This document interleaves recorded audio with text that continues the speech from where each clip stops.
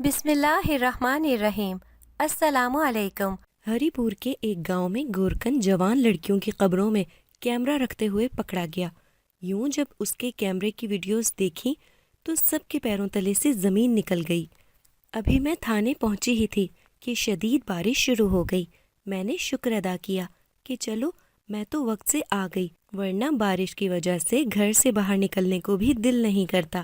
میں دفتر میں بیٹھی ضروری فائلز دیکھ رہی تھی کہ اچانک 1 گھنٹے میں لیڈی کانسٹیبل اجازت لے کر اندر داخل ہوئی۔ کہنے لگی، میڈم، نزدیکی گاؤں سے ایک آدمی آیا ہے، کہتا ہے معاملہ سیریس ہے، آپ سے ہی مل کر بتائے گا۔ میں نے پریشان ہوتے ہوئے کہا، اتنی طوفانی بارش میں کسی کو کیا کام پڑ گیا ہے مجھ سے؟ اللہ خیر کرے، تم بلاؤ اسے۔ 5 منٹ بعد جو شخص اندر داخل ہوا اسے دیکھ کر میں چونک گئی۔ وہ تو میری دوست کے ابا تھے، جو ہری پور کے ہی ایک گاؤں کے رہائشی تھے۔ اس پل بارش میں شدید بھیگے ہونے کی وجہ سے ان کے کپڑے مکمل طور پر گیلے ہو چکے تھے، لیکن ان کی حالت دیکھ کر لگتا تھا کہ انہیں کوئی ہوش نہیں کہ اس وقت ان کی حالت کیا ہے۔ میں نے جلدی سے اٹھتے ہوئے انہیں کرسی پر بٹھایا اور لیڈی کانسٹیبل کو چائے لانے کا کہا۔ چچا فضل کا اس برستی بارش میں تھانے آنا کوئی معمولی بات نہیں تھی، ضرور کچھ برا ہوا تھا۔ چچا کے چہرے پر اس وقت بہت پریشانی تھی۔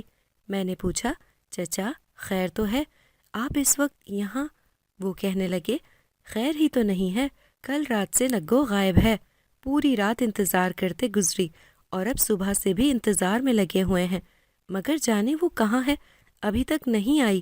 چچا اتنا بتا کر رونے لگے، پھر کہا، میں کب تک انتظار کرتا، بارش جانے کب رکتی، اسی لیے برستی بارش میں ہی چلا آیا۔ چچا سے نگو کی گمشدگی کا سن کر میں خود جی جان سے کانپ کر رہ گئی۔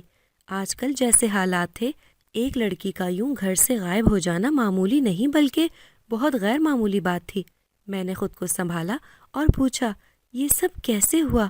چچا کہنے لگے، پتہ نہیں کیسے ہوا اور کیوں ہوا، مجھے تو کچھ سمجھ نہیں آ رہا۔ میری بیٹی کہاں غائب ہو گئی؟ کل شام کو اپنی دوست سے ملنے گئی تھی، پھر واپس ہی نہیں آئی۔ میں نے اس کی دوست سے بھی معلوم کیا ہے، مگر وہ کہتی ہے کہ نگو اس کی طرف آئی ہی نہیں۔ میں نے حیران ہوتے ہوئے پوچھا، چچا جہاں تک میں جانتی ہوں اس نے کبھی جھوٹ نہیں بولا، پھر اس نے جھوٹ کیوں بولا؟ چچا آنکھیں صاف کرتے ہوئے کہنے لگے، تم نے ٹھیک کہا، اسے جھوٹ بولنے کی عادت نہیں تھی، مگر جانے اسے کیا ہوا تھا، جب سے گاؤں میں جوان لڑکیاں مرنے لگی ہیں وہ تب سے بہت خوف زدہ ہو گئی تھی، گمسم رہنے لگی تھی، اکثر چونک جاتی تھی اور باتیں چھپانے بھی لگی تھی۔ مجھے اپنی دوست کے بارے میں یہ سب جان کر بہت برا لگ رہا تھا۔ میں نگو کو کافی عرصے سے جانتی تھی، مگر پچھلے 2 سالوں سے زندگی اتنی مصروف ہو گئی تھی کہ رابطہ نہ ہونے کے برابر رہ گیا تھا، اس لیے مجھے علم ہی نہ ہو سکا کہ وہ کیا کرتی پھر رہی ہے یا پھر اس کی زندگی میں کیا کچھ ہو رہا ہے۔ اچانک ایک خیال آیا۔ میں نے کہا، چچا وہ کسی کو پسند تو نہیں کرتی تھی؟ اکثر لڑکیاں پسند کی شادی کے لیے بھی تو گھروں سے بھاگ جاتی ہیں۔ میرے سوال پر چچا جان نے برا منایا اور کہا کہ ایسا مت کہو، میری بیٹی کو تم جانتی نہیں کہ وہ کیسی ہے۔ میں نے کہا، چچا میں اس وقت نگو کی دوست بن کر نہیں، ایک پولیس افسر بن کر سوال کر رہی ہوں۔ چچا کے مطابق ایسی کوئی بات نہیں تھی۔ اگر نگو کسی کو پسند نہیں کرتی تھی اور گھر سے نہیں بھاگتی تھی تو پھر اس کے غائب ہونے کے پیچھے یہی وجہ نظر آتی تھی کہ کسی نے اسے اغوا کر لیا ہوگا۔ ابھی ہم باتیں کر ہی رہے تھے کہ کانسٹیبل بھاگتی ہوئی آئی اور پھولی ہوئی سانسوں کے درمیان بتایا، میڈم ابھی ابھی ایک اور بوڑھا آدمی آیا ہے، کہتا ہے کہ قبرستان میں ایک لڑکی کی ڈیڈ باڈی پڑی ہے۔ میں نے چونک کر کہا، اس کو جلدی اندر بھیجو، صبح صبح کیسی خبریں مل رہی تھی آج۔ تھوڑی دیر بعد ایک بوڑھا آدمی ملا، کہنے لگا، جی میں ہر جمعرات کو اپنی بیوی کی قبر پر فاتحہ پڑھنے جاتا ہوں، آج بھی اسی مقصد کے لیے جیسے ہی قبرستان میں قدم رکھا تو وہاں زمین پر ایک لاش کو دیکھ کر میرے اوسان خطا ہو گئے۔ میں نے اور کچھ نہیں سوچا، بس آپ کو بلانے دوڑا چلا آیا ہوں۔ میں نے اسی وقت برستی بارش میں ہی باہر جانے کا فیصلہ کر لیا۔ چچا کے گاؤں کا ہی واقعہ تھا۔ میں نے ان دونوں مردوں کو پولیس وین میں بٹھایا اور گاڑی کا رخ ہری پور گاؤں کی طرف کر لیا۔ میں نے قبرستان کا راستہ پوچھا اور اس بوڑھے نے نشاندہی کی۔ جیسے ہی ہم اس ڈیڈ باڈی کے قریب گئے اور اس کو سیدھا کیا تو میری چیخ نکل گئی۔ وہ تو میری دوست نگو ہی تھی۔ چچا نے اپنی بیٹی کو یوں دیکھا تو ان کی دلخراش چیخوں نے سب کے دل چیر دیے۔ کسی نے بے رحمی سے نگو کی جان لے لی تھی۔ میں تو ابھی اس کی تلاش میں نکلنے کا ارادہ کر ہی رہی تھی، اور یہ سب کیا ہو گیا تھا؟ میں نے پوسٹ مارٹم کے لیے ڈیڈ باڈی بھیجی۔ مجھے اس وقت ہمت اور صبر کا مظاہرہ کرنا تھا۔ ایک پولیس افسر کی حیثیت سے میں نے تفتیش شروع کی۔ سب سے ابتدائی بیان لینے کے بعد میں تھانے میں چلی آئی۔ نگو کی موت کا مجھے بہت صدمہ تھا۔ میرے خیال میں اسے گلا گھونٹ کر مارا گیا تھا۔ جب پوسٹ مارٹم کی رپورٹس آئیں تو یہ شک ٹھیک نکلا۔ پہلے تو اسے تلاش کرنا تھا، لیکن اب اس کے قاتل کو تلاش کر کے میں نے عبرتناک سزا دلوانی تھی۔ میں نے اس کے جنازے کے بعد گاؤں جانے کا فیصلہ کیا تھا تاکہ سب تھوڑا سنبھل جائیں۔ میرا بچپن بھی انہی گلیوں میں گزرا تھا۔ میں اور نگو بچپن کے دوست ہوا کرتے تھے۔ ہم نے میٹرک بھی اکٹھے ہی کیا تھا۔ میٹرک کے بعد میرے ابو کے کام کی وجہ سے ہم شہر شفٹ ہو گئے۔ یوں کبھی کبھی ہی نگو سے ملنا ہوتا تھا۔ پھر نوبت خط لکھنے تک آ گئی۔ کبھی کبھی اس کا خط مل جاتا اور کبھی میں جواب لکھ دیتی۔ اسے تو ابھی پتہ بھی نہیں چلا تھا کہ میں پولیس افسر بن گئی ہوں۔ میں نے سوچا تھا اسے سرپرائز دوں گی، کسی دن اچانک گاؤں جاؤں گی اور وہ مجھے پولیس کی وردی میں دیکھ کر ہکا بکا رہ جائے گی، مگر قسمت نے اتنا موقع کہاں دیا۔ میں نے اس کی ماں اور باپ کے بیان لیے، مگر کوئی ایسی بات پتہ نہ چلی جس سے پتہ چلتا کہ سیدھی سادھی نگو نے کس سے دشمنی لے لی تھی۔ میں نے نگو کی سہیلی نمرا سے بات کی تو کافی دلچسپ حقائق معلوم ہوئے۔ اس نے بتایا کہ نگو کافی عرصے سے قبرستان جانے لگی تھی، اور جس رات وہ غائب ہوئی تھی اس وقت بھی وہ قبرستان میں ہی گئی تھی۔ میرے لیے یہ بات بڑی حیرت انگیز تھی۔ میں نے وجہ پوچھی تو وہ کہنے لگی، نگو کہتی تھی وہاں کچھ ٹھیک نہیں ہو رہا۔ جب میں پوچھتی کہ کیا ٹھیک نہیں ہو رہا تو کہتی کہ ابھی میں نہیں، پھر بتاؤں گی، پہلے مجھے ثبوت تو ڈھونڈ لینے دو۔ میں نے سوچا ایسا کیا تھا قبرستان میں کہ وہ روز وہاں جاتی تھی، اور وہاں کیا غلط ہو رہا تھا؟ یہ سمجھ نہ آنے والی بات تھی کہ نگو کس ثبوت کی بات کر رہی تھی۔ نگو کی دوست کہنے لگی، میں نے اس سے کئی بار پوچھنے کی کوشش کی، مگر وہ ہر بار ٹال دیتی تھی۔ ایک دن باتوں ہی باتوں میں کہنے لگی کہ میں نے اب پولیس کے پاس جانا ہے، کیونکہ اب کوئی راستہ نہیں بچا، بس ایک ثبوت مل جائے پھر سیدھا پولیس کے پاس جاؤں گی۔ میرے لیے نگو کی موت ایک پہیلی بن کر رہ گئی تھی۔ میں نے اپنے آدمیوں کو قبرستان بھی بھیجا تھا، مگر ان کا کہنا تھا کہ وہاں کی تلاشی کے دوران کچھ نہیں ملا۔ تلاشی سے مجھے یاد آیا کہ مجھے نگو کے کمرے کی تلاشی لینی چاہیے، کیا پتہ وہیں سے کچھ ہاتھ لگ جائے۔ میں نے نگو کے کمرے کی تلاشی لی، مگر ایسی کوئی چیز مجھے نہ ملی۔ میں نے نگو کے کیس پر پورے 2 ماہ لگا دیے، مگر مجرمان بہت شاطر تھے، انہوں نے کوئی ثبوت نہیں چھوڑا تھا۔ میں خود کو گلٹی سمجھ رہی تھی کہ میں کیسی پولیس افسر ہوں، اپنی ہی دوست کے قاتل کو گرفتار نہیں کر پائی۔ قریب تھا کہ میں مایوس ہو کر یہ کیس کسی اور افسر کو دے دیتی، یا پھر اس کیس کو ہمیشہ کے لیے بند کر دیتی۔ اس سے پہلے ہی ایک ایسا راز معلوم ہوا جس نے اس کیس کا رخ ہی بدل دیا۔ اس دن میں دفتر میں ہی تھی۔ میں پچھلے دنوں گاؤں گئی تھی، لیکن چونکہ میں ابھی تک ناکام تھی اور اس کا قاتل پکڑ نہیں پائی تھی، تو میں نے شرمندگی سے بچنے کی خاطر کچھ دنوں سے گاؤں چھوڑ رکھا تھا۔ ہوا کچھ یوں کہ میں اپنے دفتر میں کچھ کام نمٹا رہی تھی کہ اچانک نمرا اپنے باپ کے ساتھ اندر آئی۔ کہنے لگی، مجھے بہت سوچنے کے بعد آج ایک بات یاد آئی، تو میں فوراً آپ کو بتانے بھاگ کر آ گئی ہوں۔ میں نے چونک کر پوچھا، ہاں بتاؤ کیا بات ہے، کیا بتانا چاہتی ہو؟ نمرا کہنے لگی، اسے اکثر میں نے قبرستان کے گورکن سے بات کرتے دیکھا تھا۔ یہ میرے لیے ایک نئی بات تھی۔ میں نے ہر اس شخص کا بیان لے لیا تھا جس سے نگو کا ذرا سا بھی تعلق تھا، مگر یہ گورکن والی بات مجھے پہلے معلوم نہیں تھی، اور نمرا کو اتنی اہم بات اب یاد آ رہی تھی۔ یہ بات مجھے پہلے معلوم ہونی چاہیے تھی۔ یہ کافی چونکا دینے والی خبر تھی۔ بھلا نگو کی ایک گورکن سے بات کرنے کی کیا تک بنتی ہے، اور وہ بھی 1 یا 2 بار نہیں۔ نمرا نے بتایا کہ اس نے کئی بار نگو اور گورکن کو بات کرتے سنا تھا۔ میں نے پولیس کے 2 بندے گاؤں میں بھیجے کہ گاؤں کے گورکن کو نہایت عزت اور احترام سے لے کر آؤ۔ 2 گھنٹے بعد گاؤں کا گورکن میرے سامنے تھا۔ میں اسے دیکھ کر چونک گئی تھی۔ مجھے لگا گورکن ہے تو اس کی عمر بھی کافی ہوگی، مگر جب اپنے سامنے ایک جوان لڑکے کو دیکھا تو میرے ہوش اڑ گئے تھے۔ میں نے اسے گھما پھرا کر پوچھنے کی بجائے صاف لفظوں میں پوچھا کہ تمہارا نگوں سے کیا تعلق ہے۔ مجھے لگا تھا کہ میرے سوال پر وہ گھبرا جائے گا، اس کی رنگت فق ہو جائے گی، مگر ایسا کچھ نہ ہوا۔ اس نے جواب دینے کی بجائے الٹا مجھ سے پوچھا، کس کی بات کر رہی ہیں آپ؟ میں کچھ سمجھا نہیں۔ میں نے اس کو گھورتے ہوئے کہا، گاؤں کی وہی لڑکی جس کا 2 ماہ پہلے انتقال ہو گیا تھا، اور اس کی قبر تم نے خود کھودی ہوگی۔ آخر تم گورکن ہو۔ وہ کہنے لگا، اچھا وہ لڑکی، وہ روزانہ قبرستان آتی تھی اور گھنٹوں ایک ہی جگہ پر بیٹھ کر چلے کاٹا کرتی تھی۔ میں نے اسے بہت سمجھایا تھا کہ یہ جادو ٹونا کرنا کتنی بری بات ہوتی ہے، وہ ایسا نہ کیا کرے، مگر وہ لڑکی میری بات سنتی ہی نہ تھی۔ اس کو کسی لڑکے سے پیار تھا اور وہ اس کے عشق میں پاگل ہو رہی تھی، اس لیے روزانہ قبرستان آ جاتی تھی۔ وہ کہنے لگا، میڈم جی، میرا تو خیال ہے اس کو مارا بھی ہوائی چیزوں نے ہی ہے۔ میں نے اس کا بیان لے کر اسے جانے دیا۔ کانسٹیبل کہنے لگی، میڈم جی، یہ تو ہمیں معلوم ہے کہ نگو روز قبرستان جایا کرتی تھی، کیا پتہ اس گورگن کی بات درست ہو، وہ چلے کاٹنے ہی جایا کرتی ہو۔ میں نے کہا، تم نگو کو نہیں جانتی، میں جانتی ہوں، وہ اس طرح عاشقی معشوقی کے چکروں میں پڑنے والی نہیں تھی۔ اگر میں اسے جانتی نہ ہوتی تو مجھے بھی یہی لگتا کہ کسی لڑکے کا چکر ہو سکتا ہے، میں بھی اس گورکن کی باتوں کا اعتبار کر لیتی۔ مجھے تو یہ گورکن مشکوک لگ رہا ہے، اس پر نظر رکھنی ہوگی۔ مجھے سب سے زیادہ حیرت اس بات پر ہو رہی تھی کہ گاؤں کا گورکن ایک جوان لڑکا ہے، جبکہ نارمل حالات میں کوئی بوڑھا سا ریٹائر بابا ہوتا ہے جو گورکن کے فرائض سر انجام دیتا ہے۔ اس گورکن کے نشانات لے لیے گئے تھے جو میں نے بعد میں میچ کروانے بھیج دیے، مگر جب رپورٹس آئیں تو فنگر پرنٹ میچ نہیں ہو رہے تھے۔ گھوم پھر کر بات وہیں آ گئی تھی کہ اگر گورکن نے نہیں کیا تو اس کا مرڈر کس نے کیا؟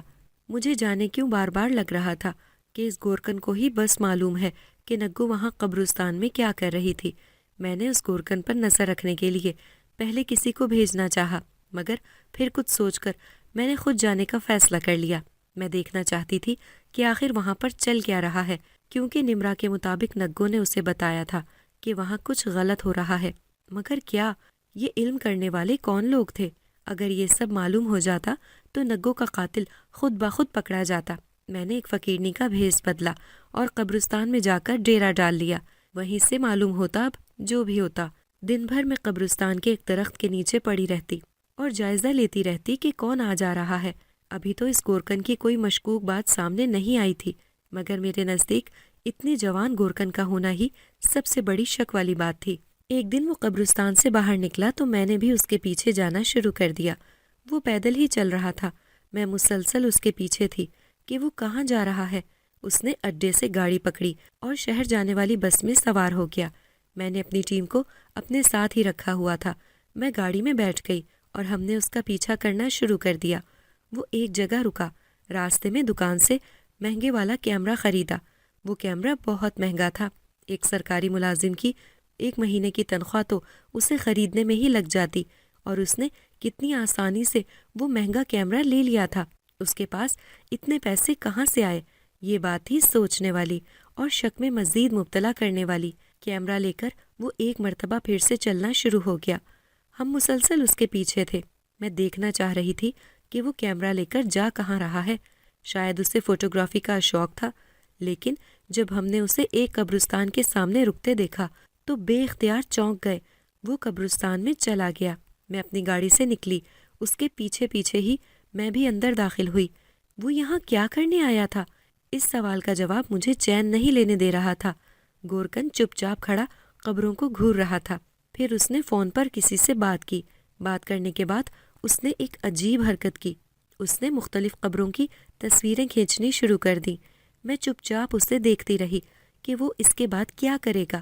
اپنے مہنگے کیمرے سے لوگ حسین و جمیل مناظر کی تصویریں لیتے ہیں، یہ واحد بندہ ہے جو قبرستان میں آ کر شوق پورا کر رہا ہے۔ میری ساتھی افسر کہنے لگی، میڈم یہ گورکن ہے، اس کا کام ہی قبروں کی کھدائی ہے، اس کے لیے تو سارے مناظر یہی ہوں گے نا۔ پھر وہ کچھ سوچ کر کہنے لگی، مجھے ابھی بھی لگ رہا ہے کہ ہم اس گورکن پر وقت ضائع کر رہے ہیں، ہمیں کوئی اور حل سوچنا پڑے گا۔ اور کیا حل ہو سکتا ہے؟ میں نے گورکن کو گھورتے ہوئے پوچھا۔ میری چھٹی حص مسلسل مجھے اس گورکن کے بارے میں محتاط رہنے کا مشورہ دے رہی تھی۔ میں نے اپنی دوست سے کہا، ایسا کرو تم اندر جاؤ اور اس سے جا کر پوچھو وہ یہاں کیا کرنے آیا ہے۔ میں اس کے سامنے نہیں جا سکتی، وہ مجھے خوب اچھی طرح جانتا ہے، اس لیے میرے سوال کا جواب نہیں دے گا۔ میں گاڑی میں ہی بیٹھی تھی، میری دوست گاڑی سے اتر کر قبرستان کے اندر چلی گئی۔ کچھ دیر اس سے بات کرنے کے بعد وہ واپس آئی تو کہنے لگی اس نے کہا ہے کہ وہ قبرستانوں سے محبت کرتا ہے، اس لیے تصاویر بناتا ہے۔ بس اتنی سی بات ہے۔ اس وقت تو میں چپ کر گئی، واقعی اتنی سی بات تھی، اس لیے اس کو بغیر کسی ثبوت کے گرفتار بھی نہیں کیا جا سکتا تھا۔ میں دن کے وقت سارا دن سائے کی طرح اس کا پیچھا کر رہی تھی، مگر 2 ہفتے گزر جانے کے بعد کچھ خاطر خواہ معلومات نہیں مل رہی تھی۔ رات کے وقت میں کبھی بھی وہاں نہیں رکی تھی اور نہ رہ سکتی تھی۔ رات کے وقت قبرستان میں رہنے سے مجھے بہت خوف آتا تھا، اس لیے سوچا کہ ایک حوالدار کو رات کو اس گورکن کے آس پاس ہی ہونا چاہیے۔ رات کو اس گورکن کے پاس چھوڑ کر واپس تھانے آ گئی۔ اگلی صبح میں نے حوالدار سے پوچھا، ہاں بھائی یہ بتاؤ تمہاری رات وہاں کیسے گزری، ڈر تو نہیں لگا؟ کہنے لگا، میڈم ڈر تو نہیں لگا، لیکن ساری رات سو نہیں پایا، عجیب قسم کی آوازیں آتی رہی ہیں۔ میں نے پوچھا، تو کیا تم نے جا کر دیکھا کہ کس قسم کی آواز ہے؟ وہ شرمندہ ہو کر کہنے لگا، میں نے نہیں دیکھا کیونکہ میں بہت ڈر گیا تھا اور ڈر کے مارے اپنی جگہ سے ہلا تک نہیں تھا۔ میری ساتھی افسر کو حوالدار پر غصہ آیا تھا، مگر میں نے اسے شانت کیا اور کہا، دیکھو یہ سچ بات ہے کہ قبرستان میں رات گزارنا بڑی ہمت اور دل گردے کا کام ہے، بیچارہ ڈر گیا ہوگا، اس میں غصہ کرنے والی کوئی بات نہیں ہے۔ وہ پوچھنے لگی، تو پھر پتہ کیسے کریں گے کہ وہ عجیب و غریب چیزیں کون سی ہیں جو رات کے وقت وہاں شور پیدا کرتی ہیں؟ میں نے سوچتے ہوئے کہا، اس کا ایک ہی حل ہے کہ ہم سب مل کر وہاں رہیں تاکہ ہمیں معلوم ہو جائے کہ ہو کیا رہا ہے۔ ہم 4 ٹیم ممبرز نے حلیے بدلے اور اپنے پسٹل اپنے لباس میں چھپا کر اس قبرستان میں جا کر چھپ گئے۔ میں نے اس گورکن کو فون پر بات کرتے دیکھا، وہ بات کرتے ہوئے باہر جا رہا تھا۔ اس کے ساتھ کوئی آدمی آیا جسے وہ تازہ کھودی ہوئی قبر دکھا رہا تھا۔ اصل میں صبح صبح ہی ایک بیچاری جوان لڑکی کی وفات ہو گئی تھی۔ جب مجھے معلوم ہوا تو مجھے نگوں کی یاد آ گئی۔ وہ شخص کھودی ہوئی قبر دیکھ کر واپس چلا گیا۔ 2 گھنٹے بعد جنازہ ہو گیا، سب لوگ گھروں کو چلے گئے۔ ہم سب اس اتنے بڑے قبرستان میں بھلا اکیلے کیسے رہ سکتے تھے؟ ایک دوسرے کی وجہ سے بہت سہارا تھا۔ رات کے 12 بج رہے تھے جب ہم نے کھٹ پٹ کی آوازیں سنی۔ حوالدار پرجوش ہو کر کہنے لگا، یہی آوازیں کل بھی تھیں، مگر میں کل آوازوں کی سمت گیا نہیں۔ ہم سب آوازوں کی سمت کی طرف بڑھتے گئے۔ ایسے لگ رہا تھا جیسے کوئی مٹی پر کدال مار رہا ہو، زمین کھود رہا ہو۔ ہم سب آواز کی سمت گئے تو جو منظر دیکھا اسے دیکھ کر ہم سب دنگ رہ گئے، آنکھیں پھٹی کی پھٹی رہ گئیں۔ سامنے وہی گورکن لڑکا ہاتھ میں بیلچا پکڑے اس تازہ قبر کی کھدائی کر رہا تھا جس میں ابھی شام میں ہی تو ایک لڑکی دفن ہوئی تھی۔ یہ کیا کر رہا ہے؟ میری ساتھی افسر حیرت سے دیکھ کر بولی۔ وہ گورکن قبر کو کھودے جا رہا تھا، اسے اس پل اس کے ارد گرد کی بھی ہوش نہیں تھی۔ حوالدار غصے سے بولا، یہ قبر کیوں کھود رہا ہے؟ اسے علم نہیں یہ کتنا بڑا گناہ ہے؟ وہ غصے سے آگے بڑھا تاکہ اسے روک سکے، مگر میں نے منع کیا کہ اسے کرنے دو جو کرتا ہے۔ میں دیکھنا چاہتی تھی کہ وہ کیا کرنے جا رہا ہے۔ پھر ہم سب نے جو دیکھا اسے دیکھ کر ہمارے حواس سن ہو گئے۔ اس نے قبر کھود کر وہاں ایک کیمرہ فٹ کر دیا تھا۔ یہ دیکھ کر ہم ساکت رہ گئے۔ قبر میں کیمرہ فٹ کرنے کا مقصد کیا تھا؟ اپنے اس کام سے فارغ ہونے کے بعد وہ آرام و سکون سے بیٹھ گیا۔ ہم نے اسی وقت اسے رنگے ہاتھوں پکڑ لیا اور جیل میں لے آئے۔ میں نے اسے تھپڑ مارتے ہوئے پوچھا، تمہیں شرم نہیں آتی جوان لڑکیوں کی قبر میں کیمرہ لگاتے ہوئے؟ ہم نے ویڈیوز دیکھی تو شرم سے نظریں جھک گئیں۔ وہ کہنے لگا، میرا کوئی قصور نہیں ہے، میرا نام محمد یوسف ہے، ہم 3 بھائی ہیں، بہن کوئی نہیں۔ مجھے بہن کا بہت شوق تھا، مگر تیسرے بھائی کی پیدائش پر ہی اماں اتنی سخت بیمار پڑ گئیں کہ ان کے ہاں مزید اولاد نے جنم ہی نہ لیا۔ اماں مجھے کہتی رہتی تھی کہ تم میرے بڑے بیٹے ہو، میرے جانے کے بعد اپنے بھائیوں اور باپ کا خیال رکھنا۔ اس وقت تو مجھے کچھ سمجھ نہیں آتا تھا کہ یہ کیا کہہ رہی ہیں اماں، لیکن جیسے جیسے میں بڑا ہوتا گیا تو یہ معلوم ہوا کہ میری ماں کو کینسر نامی بیماری ہو گئی ہے۔ ابا میری ماں سے بہت پیار کرتے تھے، اتنا پیار کہ کام سے آنے کے بعد اماں کے سرانے بیٹھے رہتے تھے، ان کا بہت خیال رکھتے تھے، اماں کو اپنے ہاتھوں سے کھانا کھلاتے تھے۔ لیکن اماں بہت تھوڑی عمر لکھوا کر لائی تھی۔ میں 10 سال کا تھا جب اماں کا انتقال ہو گیا اور وہ ہمیں چھوڑ کر چلی گئیں۔ ابا بہت رو رہے تھے۔ لوگوں نے کچھ دن بعد ابا کو دوسری شادی کا مشورہ دینا شروع کر دیا، کیونکہ ابا کا اپنا کام تھا اور بڑا اچھا چل رہا تھا۔ ابا نے تو اماں کے علاج میں کوئی کسر نہ چھوڑی تھی، اپنا آبائی گھر تک بیچ دیا تھا، مگر قسمت کو بس ان کا ساتھ منظور نہیں تھا۔ اماں کے جانے کے بعد ابا نے ہی ہمیں ماں بن کر پالنا شروع کر دیا۔ ہماری ساری ذمہ داری ابا نے اٹھانی شروع کر دی۔ ابا کو جب بھی کوئی دوسری شادی کا کہتا، ابا کہتے میری زندگی کی کمائی اب یہی بچے ہیں۔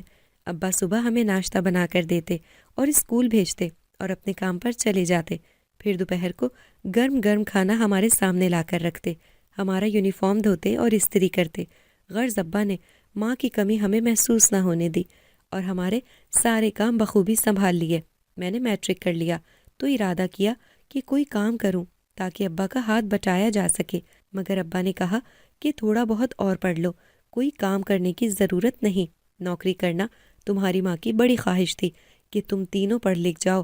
میں نے اور میرے چھوٹے 2 بھائیوں نے تعلیم کے ساتھ ساتھ نوکری بھی ڈھونڈنی شروع کر دی تاکہ ابا کا بوجھ کم ہو سکے۔ ہمارے اسکول کالجوں کی بھاری بھاری فیسیں ادا کرتے کرتے وہ بوڑھے ہو رہے تھے، مگر ہمارا خیال وہ پہلے جیسی جان فشانی سے ہی رکھ رہے تھے۔ گریجویشن کرنے کے بعد ہم تینوں نے کام کرنا شروع کر دیا، کیونکہ نوکری ملنے میں بہت وقت لگتا ہے، تو سوچا چھوٹا موٹا کام شروع کر دیا جائے۔ میں نے ابا کو سختی سے منع کر دیا تھا کہ اب کوئی کام نہیں کرنا۔ ہم بھائی کام سے گھر آتے تو ابا ہمارے آگے گرم گرم کھانا رکھتے تھے، گھر بھی صاف ستھرا اور باقی سارے کام بھی کیے ہوتے تھے ابا نے۔ لیکن کچھ دنوں سے بہت عجیب ہو رہا تھا، ہمارے کھانے سے عورت کے بال نکلنے لگے تھے۔ 1-2 بار ہوتا تو خیر تھی، مگر پھر یہ معمول ہی بن گیا۔ آئے روز کھانے سے بال نکلنا کوئی معمولی بات نہیں تھی، کیونکہ ہمارے گھر آج تک کوئی عورت نہیں آئی تھی، کوئی رشتہ دار خاتون بھی نہیں، کیونکہ سب کو پتا تھا کہ اس گھر میں سب مرد ہیں اور کوئی عورت نہیں، اس لیے کوئی عورت یہاں نہیں آتی تھی۔ محلے میں بھی جب کسی کو کوئی کام ہوتا تو وہ کسی بچے کے ہاتھ پیغام دے دیتی تھی۔ اس لحاظ سے اتنے لمبے بال کا کھانے سے نکلنا حیرت انگیز تھا۔ اب تو مجھے پکا ابا پر شک ہونے لگا تھا کہ ضرور کچھ گڑبڑ ہے۔ مجھے اس معاملے کی تہہ تک اترنا چاہیے تھا تاکہ میں اس راز کا پتہ چلا سکوں۔ ابا کا کسی عورت سے کوئی تعلق ہو سکتا ہے، اس پر مجھے یقین نہیں آتا تھا، کیونکہ اگر ابا کو دوسری شادی کرنی ہوتی تو وہ تبھی کر لیتے جب اماں کا انتقال ہوا تھا۔ اب اس عمر میں آ کر بھلا وہ کیوں ایسا سوچیں گے؟ کچھ اور معاملہ ہے۔ مجھے یاد آنے لگا کہ ابا کیا کام کرتے تھے، ہمیں تو یہ علم بھی نہیں تھا۔ ہم سب کی پڑھائی کے اخراجات کہاں سے اور کیسے پورے ہوتے رہے؟ ابا نے آج تک ہمیں بھنک تک نہیں پڑھنے دی تھی۔ ابا کا کام تو اماں کے جاتے ہی ختم ہو گیا تھا۔ پھر مجھے حیرت تھی کہ یہ بات میں نے آج سے پہلے کیوں نہیں سوچی۔ اب تو ابا گھر پر ہی ہوتے تھے اور مجھے یہ لگنا شروع ہو گیا کہ ابا کہیں کسی غلط کام میں تو نہیں ملوث، جو ہمارے گھر سے عورت کی موجودگی کے اثرات مل رہے ہیں۔ اور اس بات پر میرا شک مزید مضبوط تب ہو گیا جب میں نے خود ابا کے کمرے سے کسی عورت کی آواز سنی۔ اب پتہ نہیں یہ ہمارا وہم تھا یا کیا، مگر اب بہت ہو چکا تھا اور مجھے ہر صورت اس راز کی جڑ تک پہنچنا ہی چاہیے تھا۔ میں نے اپنے دونوں بھائیوں کو کام پر جانے کا کہا اور خود بیماری کا بہانہ کر کے گھر میں ہی رک گیا تاکہ دیکھ سکوں کہ کون عورت ہمارے گھر آتی ہے۔ کافی دیر میں انتظار کرتا رہا، مگر کوئی بھی گھر میں داخل نہ ہوا۔ لیکن اس وقت میرے ہوش اڑ گئے جب دیکھا کہ جو کھانا ابا نے میرے سامنے لا کر رکھا ہے اس میں سے بھی ایک بال نکلا، عورت کا لمبا بال۔ کھانا بھی تازہ تھا تو یہ نہیں سوچ سکتا تھا کہ ہو سکتا ہے کل کا ہی کھانا ہو۔ میں جلدی سے اٹھ کر باہر بھاگا۔ ابا قبرستان جا رہے تھے۔ وہاں جا کر میں نے دیکھا کہ انہوں نے ایک عورت کی قبر کھودنی شروع کر دی۔ یہ کرنے کے بعد انہوں نے اس مردہ عورت کی ویڈیو بنانی شروع کر دی۔ میں عین موقع پر پہنچ گیا۔ مجھے دیکھ کر وہ گھبرا گئے، پھر بتایا کہ بھوک اور غربت کی وجہ سے تنگ آ کر وہ گورکن بن گئے تھے، اور پھر انہوں نے یہ کام بھی شروع کر دیا۔ ایک آدمی ان سے ویڈیوز لیتا تھا اور بدلے میں ڈھیروں پیسے دے دیتا تھا۔ ابا کی زبانی یہ سب سن کر میں بھی لالچ میں آ گیا اور یہ کام کرنے لگا۔ نگوں نے ایک دن مجھے قبر کھودتے دیکھ لیا تھا، اس لیے مجھے مجبوراً اس کی جان لینی پڑی۔ ہم اس کی کہانی سن کر دنگ رہ گئے۔ اس کے کہنے پر اس آدمی کو بھی گرفتار کیا جس کو یہ ویڈیو بنا کے دیتا تھا اور وہ اسے پورن ویب پر لگا کر لاکھوں کماتا تھا۔ ان کو 10 سال کی سزا ہوئی تھی۔ افسوس کہ دولت کے لالچ میں قبر کی بے حرمتی کرنے سے بھی باز نہیں آتے۔ اگر آپ کو ہماری آج کی کہانی پسند آئی ہے تو اسے لائک کریں، شیئر کریں اور چینل کو سبسکرائب کرنا مت بھولیے گا تاکہ آپ کو ہر نئی آنے والی ویڈیو کا نوٹیفیکیشن بر وقت ملتا رہے۔